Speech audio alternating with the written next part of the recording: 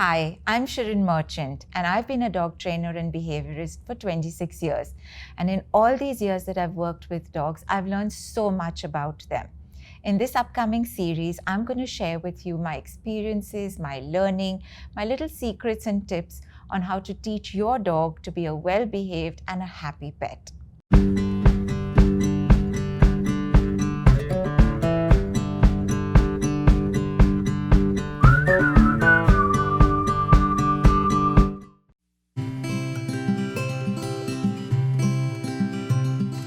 So how should we train our dogs? You'll have a lot of words flying all over the place. Reward-based training, positive reinforcement training, negative reinforcement training, punishment-based. It's so confusing if you really go to see everything. Here's what I'm going to tell you. The methods you use to train your dog should be those that build trust. Don't break your dog's trust. I always ask people this, the first thing. Why did you bring a dog home? What's your answer going to be?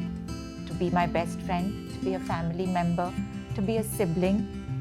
Aren't these the very words we want to build trust with, right? Your hands and your voice are the most powerful tools you'll ever use in training. Don't ever let them go wrong. And I'll tell you this, as a behaviorist, I've often seen when dogs typically start biting people in the house, biting family members, and biting on this part, the hands, the arms, it's typically because of a lack of trust. So use your hands and voice carefully. Your training methods, as tempting as it might be sometimes to shout or to scold your dog or to use fear, intimidation, it's very tempting sometimes to do that, right? Because as the human race, we want control.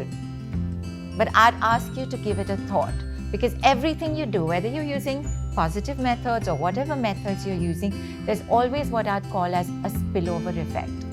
It's something I always ask people to think about. You've done something, what happens then? Is your method going to result in something where your dog says, oh, I'll listen to you, but I'm a little scared of you?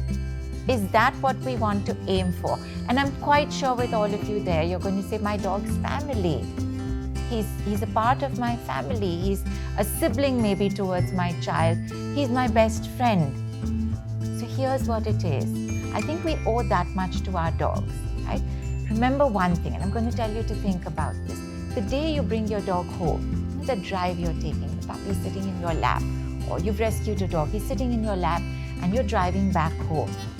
You'll always go back and remember, just as when you were sitting there and that puppy's in your lap, and you're going to be my best friend, and we're going to play games together, and you're going to help me at night, and I've not had friends, and you're going to be that person for me. We have dreams, we have aspirations for our dogs, don't we? Don't you think that little dog sitting in your lap is also thinking at that time? Here's what he's thinking. Is this person going to be good to me? Is this person going to be kind to me? Are they going to treat me well? Are they going to hit me? Don't you think your dog also might be having a few dreams? And I think the least we can offer them for all the love that they give us, for all the trust that they put in us, is to treat them kindly.